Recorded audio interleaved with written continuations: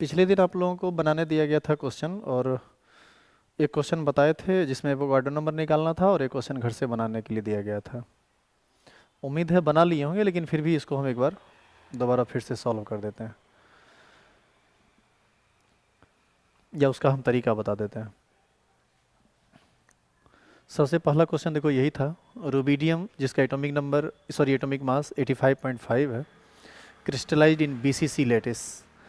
इसका मतलब है कि इस क्वेश्चन में, इसको आप क्वेश्चन नंबर 1 लिखे थे, इस क्वेश्चन में आपको m का वैल्यू दे दिया 85.5, और चूंकि क्रिस्टलाइजेशन बीसीसी में हुआ है इसीलिए इसके n का वैल्यू होगा 2।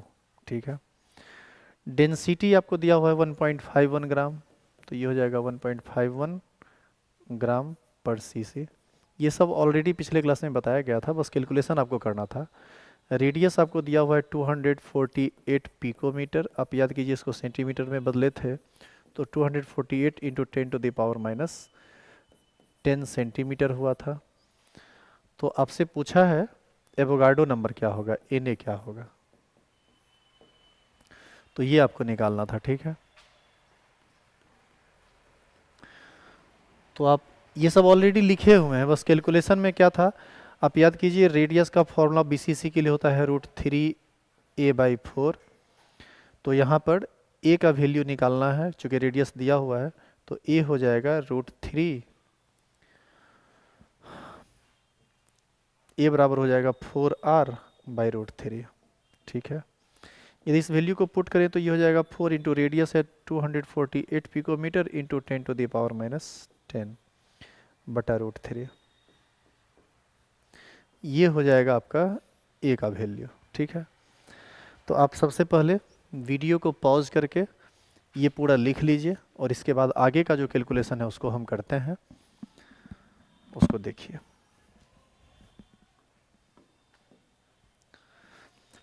देखो फॉर्मूला पढ़े थे आप,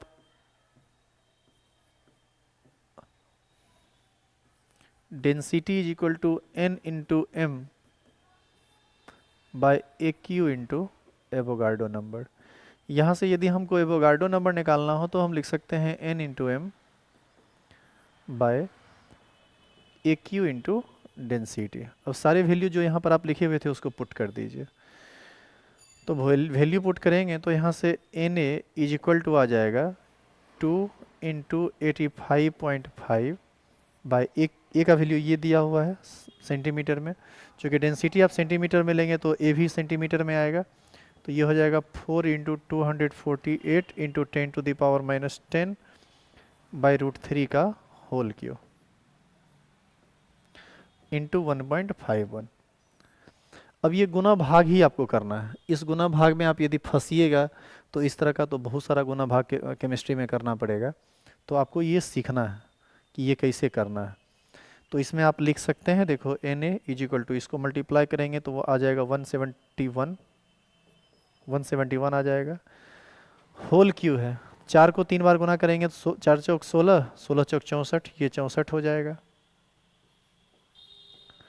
248 को 3 टाइम्स मल्टीप्लाई करेंगे तो ये एक बड़ा वैल्यू मिलेगा, हम उसको नहीं लिख रहे हैं, डायरेक्ट हम लिख देते हैं 248 का पावर 3 इंटू 10 का पावर माइनस 10 को 3 टाइम्स मल्टीप्लाई करेंगे, यानी 10 to the power minus 10 into 10 to the power minus 10 into 10 to the power minus 10, तो ये हो जाएगा 10 टू द पावर माइनस 30। ठीक है। अब गुना में तो, अच्छा बटा में एक चीज़ बच गया, √3 इंटू √3 इंटू √3, तो ये हो जाएगा 3√3, और ये डेंसिटी बचा हुआ है 1.51, तो ये लिखा जाएगा। तो यहाँ से आप Na बराबर लिख सकते हैं 171 इंटू, ये बट्टा में है ऊपर जाके गुना में बदलेगा, 3√3 बटा 64 गुना 248 है ये, इसका होल क्यू, गुना 1.51 को यहाँ लिख लो, और ये 10 का पावर -10 -30, नीचे माइनस में है पावर, ऊपर जाएगा तो प्लस में हो जाएगा, ये हो जाएगा इंटू 10 टू द पावर 30। आप इसको गुना भाग कीजिए, इसको गुना भाग करके सबके साथ मिलाइए, तो डिसिमल को राइट लेफ्ट प्लेस कीजिएगा ना, तो आपको Na का जो वैल्यू है वो लगभग आ जाएगा 6.02 इंटू 10 टू द पावर 23। अब आप ये हमसे एक्सपेक्ट करेंगे कि हम ये गुना करें फिर इसको गुना करके सबको भाग करें, तो ऐसा हम नहीं करेंगे, इसलिए क्योंकि ये आप खुद कर सकते हैं और जैसे आप कीजिएगा वैसे ही हम भी करेंगे। हम भी मोबाइल के कैलकुलेटर से कैलकुलेट करके बता देंगे, तो एक बार आप ही मोबाइल के कैलकुलेटर से या खुद से भी कैलकुलेट करके बता दो, तो देखेंगे आपको यही आंसर आएगा। एक्चुअल में एवोगाड्रो नंबर निकला भी इसी तरीके से है, ये एक बड़ी संख्या है। एवोगाड्रो नंबर के बारे में यदि आपसे कोई पूछे कि 1 मोल में 6.02 × 10⁻23 कैसे होता है, तो ये क्रिस्टलोग्राफी से ही पता चलता है कि Na का वैल्यू इतना कैसे होता है। ये एक बड़ा नंबर है, आज तक आपने किन्हीं से पूछा नहीं कि 1 मोल में ये संख्या कहाँ से आई। तो एवोगाड्रो नंबर आप जान रहे थे, फिर भी कैलकुलेट आप इसीलिए कर रहे थे क्योंकि आपको जानना था कि 1 मोल में 6.02 × 10⁻23 होता है, और इस तरह का गुना भाग आपको मिलेगा। पिछला दिन भी हम बताए थे, आज फिर बता दिए। आइए एक दूसरा क्वेश्चन जो आपको बनाने दिया गया था, अब हम लोग उस पर काम करते हैं। यदि आपको उतारना हो तो वीडियो को पॉज करके उतार लीजिएगा। यहाँ पर कैलकुलेशन थोड़ा हम आपके लिए छोड़े हैं, इस कैलकुलेशन को आप निश्चित रूप से कर लीजिएगा और कमेंट बॉक्स में डाल दीजिएगा कि ये कैलकुलेशन आपसे हुआ या नहीं, तो हम भी समझ जाएंगे कि आप काम कर रहे हैं। अब हम इसको मिटा रहे हैं और दूसरे क्वेश्चन के सॉल्यूशन पर चलते हैं।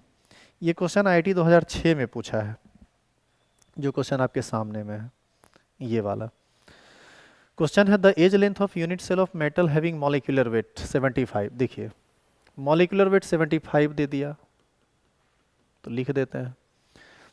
ये क्वेश्चन नंबर 2 है, ये वाला 75 mole is 5 angstrom. The edge length of unit cell is 5 angstrom, यानी इसका मतलब है कि ए का वैल्यू आपको दे दिया 5 एंगस्ट्रॉम। एंगस्ट्रॉम से काम चलेगा नहीं, आप इसको सेंटीमीटर में बदल लो, ये हो जाएगा 5 × 10⁻⁻8 centimetre. Which crystallizes in cubic lattice? Which crystallizes in cubic lattice? ये तो कह दिया, लेकिन ये नहीं कहा कि सिंपल क्यूबिक लैटिस और बॉडी सेंटर्ड क्यूबिक लैटिस या फेस सेंटर्ड क्यूबिक लैटिस। इसका मतलब है कि आपको ये नहीं पता कि ये SC है या BCC है या FCC है। इसका मतलब है कि N पर आप क्वेश्चन मार्क लगा दीजिए, क्योंकि ये आप नहीं जानते। फिर कहता है कि इफ़ द डेंसिटी इज़ 2 ग्राम पर cc, डेंसिटी दे दिया 2 ग्राम पर cc, cc का मतलब सेंटीमीटर क्यूब, चलो अच्छी बात है। Then find the radius of metal, आपसे रेडियस पूछा जा रहा है मेटल का, और कहता है कि आप अपना आंसर पिकोमीटर में दीजिए। कोई बात नहीं, पहले सेंटीमीटर में निकाल लेते हैं। एंगस्ट्राम में बात किया, सेंटीमीटर में निकाल लीजिए, सेंटीमीटर से फिर चले जाएंगे पिकोमीटर में। तो निकालेंगे कैसे? सबसे पहली बात ये कि रेडियस का 3 फॉर्मूला होता है। रेडियस बराबर होता है a/2 SC के लिए, रेडियस बराबर होता है √3a/4 BCC के लिए, रेडियस बराबर होता है a/2 √2 FCC के लिए। आपको तो पता ही नहीं है कि ये SC है, BCC है या FCC है, तो इस 3 में से किस फॉर्मूला को अप्लाई करेंगे? और किसी भी फॉर्मूला को अप्लाई कीजिएगा तो अलग अलग फॉर्मूला को अप्लाई कीजिएगा तो अलग अलग आंसर आएगा। तो आप एक काम कीजिए, सबसे पहले आप n का वैल्यू निकाल लीजिए। n का वैल्यू 1 आया तो SC, BCC आया तो BC 2 आया तो BCC और 4 आया तो FCC।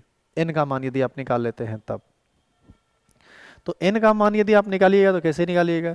इसका फॉर्मूला होता है density is equal to n into m by AQ into Avogadro number.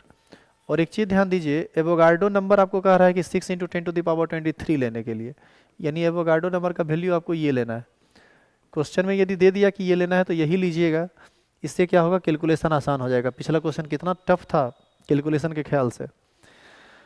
कुछ लोग ये भी कह रहे थे कि सर इतना लंबा चौड़ा क्वेश्चन बोर्ड एग्जाम में दे देगा तो कैसे बनाएंगे, पिछले क्वेश्चन के बारे में।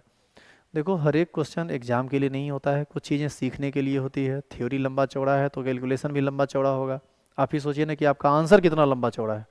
एवोगाड्रो नंबर 6.02 × 10⁻23 एक बहुत बड़ी संख्या है, तो कैलकुलेशन कैसे आप समझते हैं कि ईजी होगा? कैलकुलेशन भी थोड़ा टफ है, और वैसे भी आप इंटरमीडिएट लेवल पर हैं, 12th स्टैंडर्ड का केमिस्ट्री आप पढ़ रहे हैं, तो आप ये कैसे समझते हैं कि आपको 2 जोड़ 2 4 बताएंगे हम?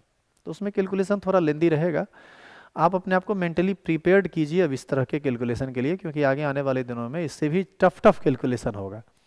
तो दिमाग से इस बात को निकाल दीजिए कि आप PG में सब कैलकुलेशन कर लीजिएगा, आपको उलझाएगा वो चीज़ थोड़ा। लेकिन जब कोई इंट्रेंस वाला क्वेश्चन रहेगा, IIT का हो, नीट का हो, या कोई भी इंट्रेंस का क्वेश्चन रहेगा, तो उसमें इतना भारी कैलकुलेशन नहीं देगा। वो कैलकुलेशन ऐसा रहेगा कि फटाफट कट उठ जाएगा वो तुरंत, यदि आप थोड़ा दिमाग लगाएंगे तब। जैसे देखिए, ये क्वेश्चन IIT का पूछा हुआ है, IIT 2006 में पूछा है। ये क्वेश्चन बैंक पलट के देख लेना, ये IIT 2006 में पूछा है, और इस क्वेश्चन को हमको सॉल्व करना है। अब देखिए हम इसको सॉल्व करें, देखिए कितना ईजी वे में डाटा इसका कटेगा। जो दिख रहा है, डेंसिटी दिया है 2, तो यहाँ लिखते हैं 2।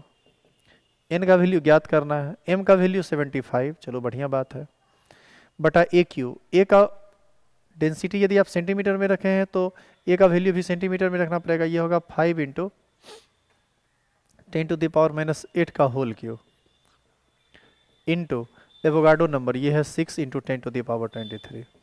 अब देखिए डाटा कैसे कैसे कटेगा, इसको देखिए। 25 या 75, 25 नहीं, ये तो पहले एक टर्म इसको आगे बढ़ाना पड़ेगा। इसको लिखेंगे 2 इंटू n इंटू 75 बाय 5 को 3 बार गुना करेंगे तो 25 हो जाएगा 25। 10 का पावर माइनस 8 को 3 बार गुना करेंगे तो 10 का पावर माइनस 24 गुना 6 गुना 10 का पावर 23, ये लिखेंगे। अब यहां से ये देखिए डाटा फटाफट कटेगा, सॉरी 25 या 75, यहाँ 125 होगा, सॉरी 5 को 3 टाइम्स मल्टीप्लाई करेंगे, 5 इंटू 5 इंटू 5, 25 25 25 25 125, 25 या 75, 25 25 125, ऐसे कट जाएगा ये। तो जो भी लोग इसको देख के लिख रहे हैं, वीडियो को पॉज करके इसको देख के लिख लीजिएगा। फिर हम इसको मिटा रहे हैं, चूँकि आज क्लास में रिकॉर्डिंग नहीं हो पाई थी, वो कुछ टेक्निकल प्रॉब्लम था, इस वजह से रिकॉर्डिंग नहीं हो पाई, इसलिए हम इसको साइड से रिकॉर्ड करें। क्लास में भी कोई बैठा हुआ भी नहीं है, इसीलिए पढ़ाने का थोड़ा तरीका भी आपको बदला हुआ लग रहा होगा। ये भी कमेंट कीजिएगा कि आपको कौन सा तरीका अच्छा लगता है, ये वाला या क्लास में जो बैठा हुआ रहता है वो वाला। अब देखिए यहाँ पर आगे क्या करना है, इसको देखते हैं। 10 का पावर माइनस 24, 10 का पावर माइनस 23, ये दोनों को काटिएगा। 10 का पावर 23 से 10 का पावर माइनस 23 कट जाएगा, 10 का पावर माइनस 1 बचेगा। तो जो जो बचेगा उसको अब हम ऊपर लिखते हैं, ठीक है, यहाँ पर लिखते हैं। इसको हम लिख सकते हैं 2 is equal to n into, अच्छा यहाँ पर एक और चीज़ कटेगा, 3 दूना 6, ये भी कट जाएगा, तो उसको भी काट दीजिए। तो यहाँ से सीधा n बराबर ही लिखिए ना कि n बराबर क्या बचेगा, क्या क्या बचेगा। इधर बचा 2 तो लिखते हैं 2, 5 बचा तो लिखते हैं 5, ये सब इधर गुना में बदलेगा ना। अच्छा यहाँ पर 2 बचा तो लिखते हैं 2, और 10 का पावर माइनस 10, 10 का पावर 23, ये बचेगा 10 का पावर माइनस 1, ऊपर कुछ बचा ही नहीं।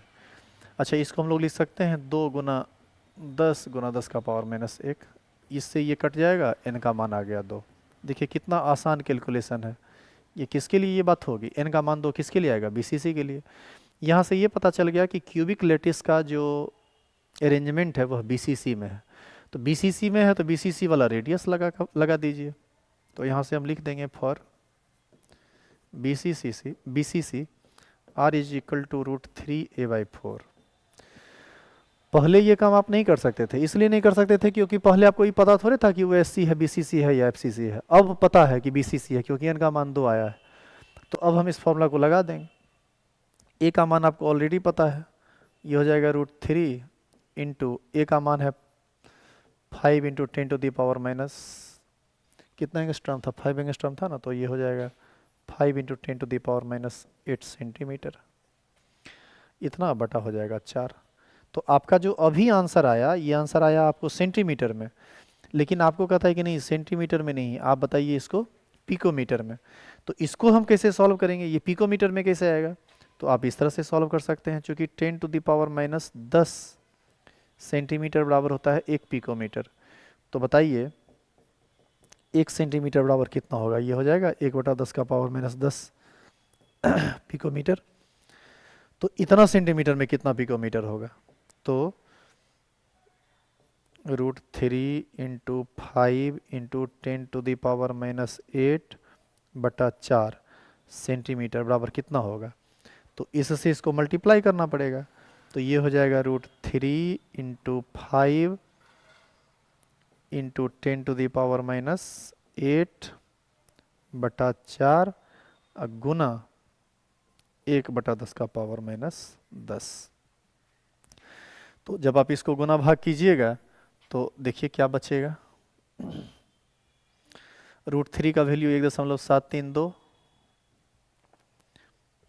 आपको मान आ जाएगा 1.732 गुना, ये है 5 तो लिख देते हैं 5, अब बट्टा में है 4 तो लिख देते हैं 4 गुना, ये जो है ना 10 का पावर माइनस 10 ऊपर जाएगा, 10 का पावर 10 हो जाएगा, 10 का पावर माइनस 8, 10 का पावर 10 कट जाएगा, तो ये बचेगा आपको 10 का पावर 2 यानी 100।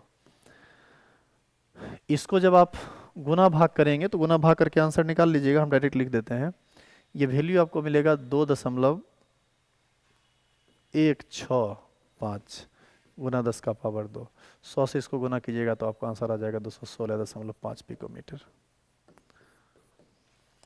इसको गुना भाग करके तुम देख लेना, ये मान आएगा।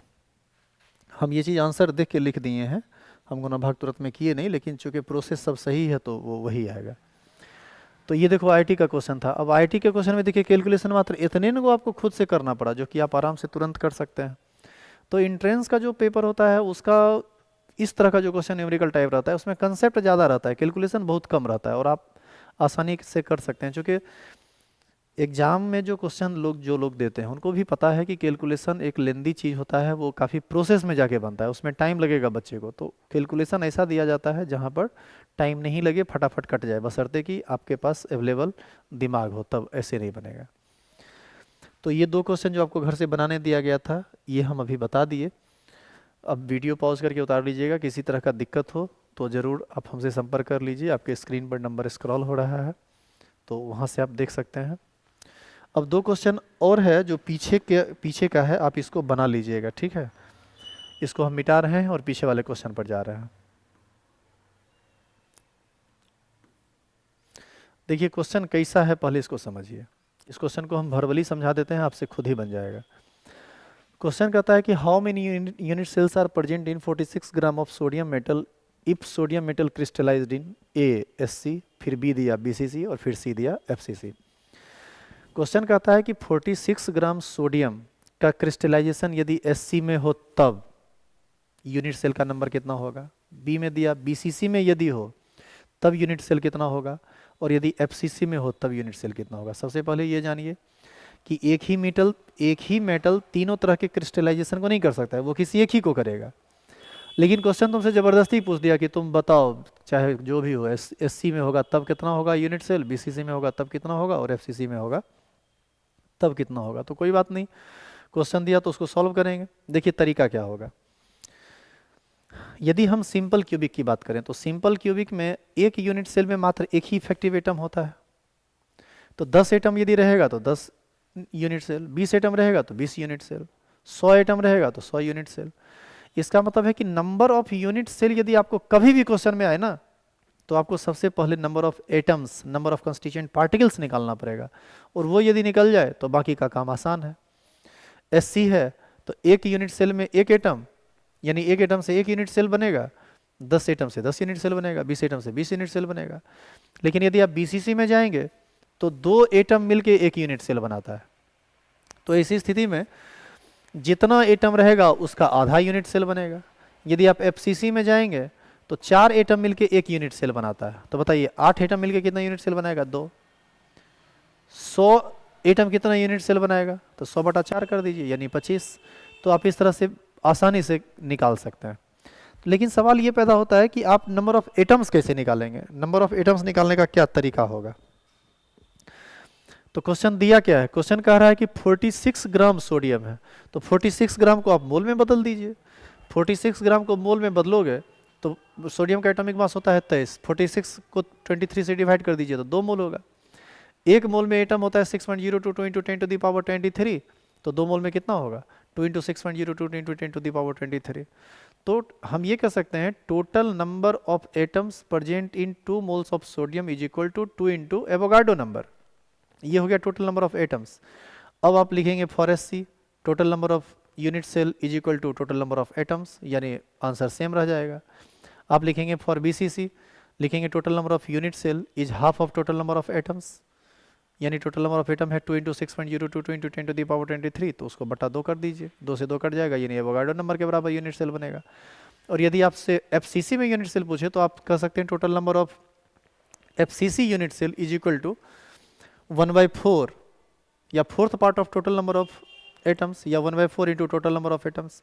तो टोटल नंबर ऑफ एटम्स आपको आया है 2 मोल में 2 इंटू एवोगाड्रो नंबर, तो उसको 4 से डिवाइड कर दीजिए, यानी 2 से 2 नीचे कट जाएगा, 6.022 इंटू 10⁻23 होगा, ये आपका आंसर होगा।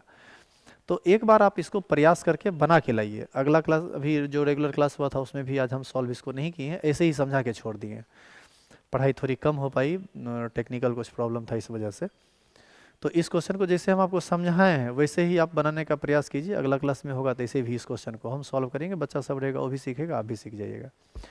दूसरा क्वेश्चन है find total number of unit cells present in 120 gram of calcium metal if it crystallised in BCC. ये तो और आसान है।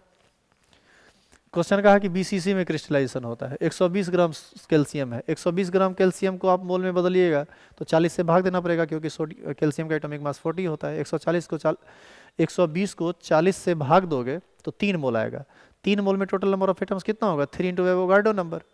तो आंसर क्या होगा, total number of unit cell, total number of unit cell by total number of atoms by 2, तो यानी 3/2 इंटू एवोगाड्रो नंबर इसका आंसर होगा। आप निकालिएगा तो गुना भाग करके आपको यही आंसर आएगा, तो एक बार चेक कर लेना कि क्या आंसर आता है, वैसे हम इसको अगला दिन बताएंगे। तो इस 2 क्वेश्चन करने के बाद हम लोग आगे का हेडिंग पढ़ेंगे, density of crystal lattice. No sorry, ये तो हो ही चुका है, बस पीछे 2 क्वेश्चन बच गया था इसलिए उसको छोड़ा गया। इस 2 क्वेश्चन के बाद आगे का काम पहले आप सुन लीजिए, सभी लोग जो क्लास ऑनलाइन करते हैं। अभी आप ये क्वेश्चन कर चुके हैं, ये क्वेश्चन कर चुके हैं, अभी तो हम इसको सॉल्व किए, पीछे 2 क्वेश्चन आप ऑलरेडी कर चुके हैं। अब आप इस सब क्वेश्चन को ध्यान से देखिए, बोर्ड पर जो क्वेश्चन आपको डिस्प्ले हो रहा है, आप आराम से घर पर पढ़िएगा वीडियो को पॉज करके। 3 क्वेश्चन यहाँ है, फिर 3 क्वेश्चन, देखते जाइए, वीडियो को पॉज करके देखना है।